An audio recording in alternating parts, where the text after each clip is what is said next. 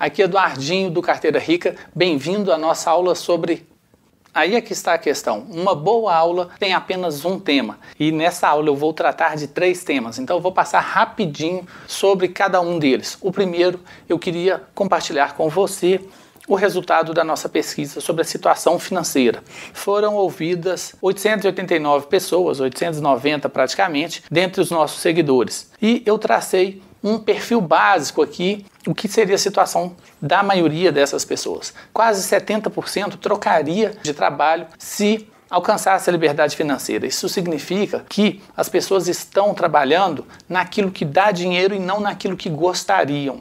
É lógico que entendendo sempre que 30% a outra parte está realmente satisfeita. 71% sentem ansiedade por acreditar que no ritmo que está poupando hoje não chegará nos objetivos financeiros que tem. 65% valoriza mais o tempo, a qualidade de vida do que a quantidade de dinheiro e preferiria aposentar aí uns 10, 15 anos do que trabalhar mais 30 anos e ter várias vezes o patrimônio que atingiria nesses 10, 15 anos. Desde que em 10, 15 anos atingisse o patrimônio alvo, que a gente também perguntou nessa pesquisa. A média de patrimônio atual de cerca de 200 mil. Isso significa que tem gente com 5 mil que respondeu a pesquisa e gente com 1 milhão, 2. Então, na média, dá 200 mil, ok? E a meta média é de 2 milhões. Aproximadamente a metade delas gostaria de ter uma renda extra e 1/3 preferiria não ter que acompanhar aí no dia a dia o mercado financeiro.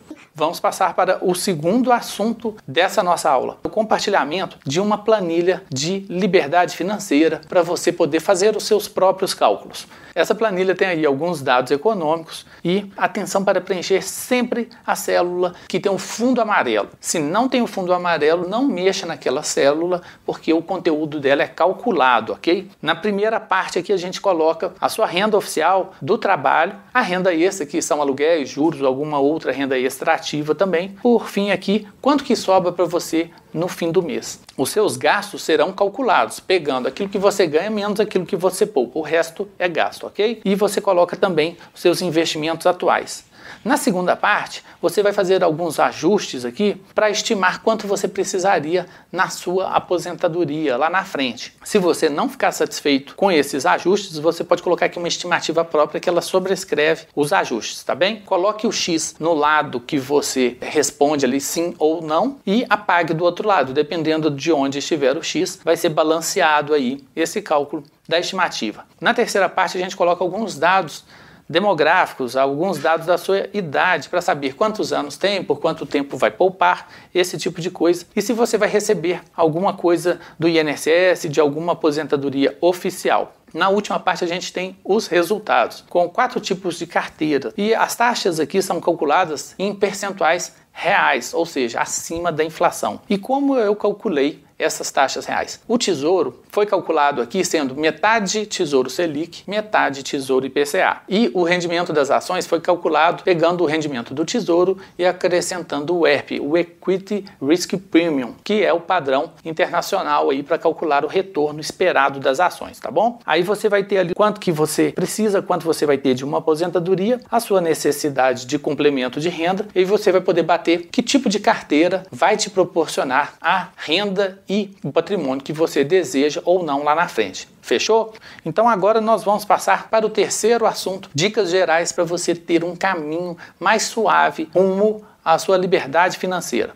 Uma das questões é de que a ansiedade financeira, ela não é por causa do dinheiro que você tem hoje ou que você não tem hoje. Ela é basicamente pela falta de certeza de alcançar algum dia os seus objetivos financeiros. O dinheiro que você já ganha hoje, ele é suficiente para suas contas. Se não fosse, você não estaria poupando e poupar você já poupa, ok? Então ele é suficiente para o que você precisa hoje. A questão é que ele não é suficiente, muitas vezes, para você atingir os objetivos que tem. Então, a gente está falando de algo lá na frente. A questão é de ter certeza ou não. Se você tivesse a certeza que atingiria, você desestressaria e viveria de uma maneira mais leve e tranquila. E veja bem, o que é importante? A gente projetar um ponto de liberdade financeira lá na frente e viver 20, 30 anos ansioso por chegar a esse ponto, ou o importante é a gente viver bem e relaxado esses 20, 30 anos.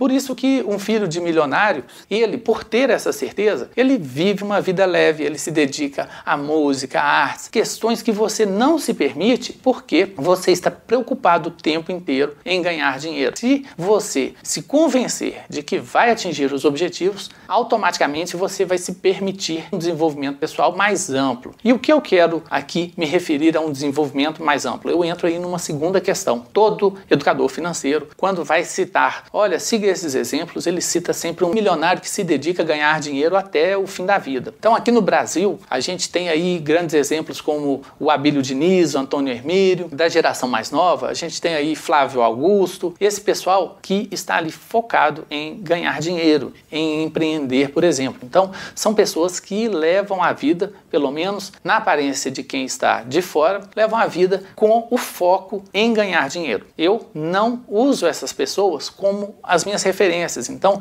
quando eu penso em alguém que seja parâmetro para mim, que poderia ser meu mentor, eu penso em algumas outras pessoas, até mesmo mais próximas do meu círculo. Por exemplo, tem um pai de um amigo meu que ele tem um patrimônio enorme.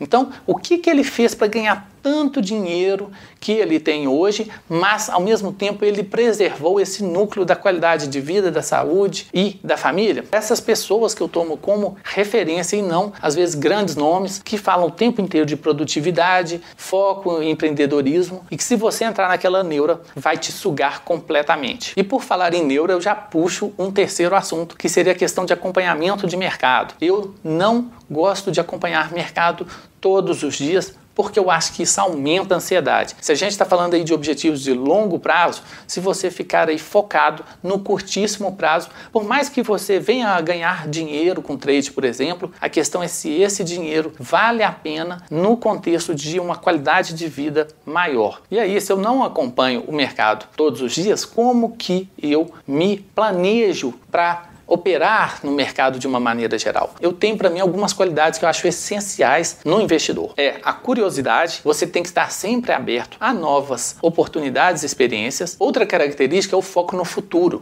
Então, por mais que a análise fundamentalista agregue informações para a gente, a análise técnica também, elas são sempre foco no passado. O que importa realmente quando você vai comprar uma ação para o futuro é a sua noção de como será esse futuro. Então a gente tem que ter o foco no futuro. Tudo que você for comprar para investimento. Além da dinâmica econômica, da dinâmica geográfica, a gente tem que ter também a noção dos ciclos econômicos. Eu baseio muito os meus investimentos nos ciclos econômicos. E para finalizar, uma última característica que eu queria comentar ainda nesse vídeo, não vai dar tempo de eu passar todas, então eu vou passar o resto para você numa série de e-mails ou numa série de vídeos. Eu ainda não defini como eu vou te passar todas essas características. Deixe o seu e-mail que todo mundo que nos acompanha pela lista de e-mails vai receber essas aulas.